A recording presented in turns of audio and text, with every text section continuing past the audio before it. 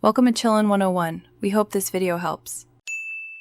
You start by preparing essentials: your Growtopia account, updated client, and the bot files.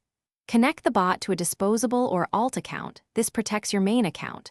Once done, back up the world and inventory so mistakes don't cost you items. Make sure to secure credentials. Use a strong password, enable 2FA, and restrict access. This reduces risk of bans or theft. Now that you've connected the bot, move to configuration. You'll adjust behaviors and permissions next. You'll configure the bot's behavior precisely so it acts like a player. Start with action timers. Use randomized delays and variable intervals to avoid patterns because predictable loops trigger detection.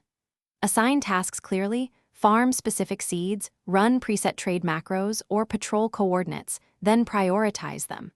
Make sure to set concurrency limits, 1 to 3 simultaneous actions, which helps mimic real input.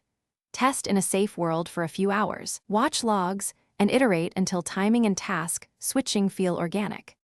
You now deploy the bot but start in safe mode and monitor closely.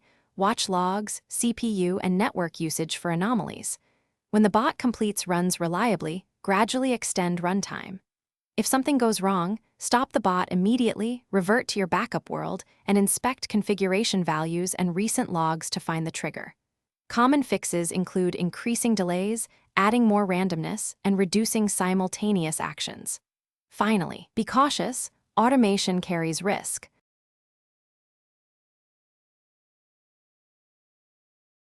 Thanks for watching. Consider subscribing if we helped you.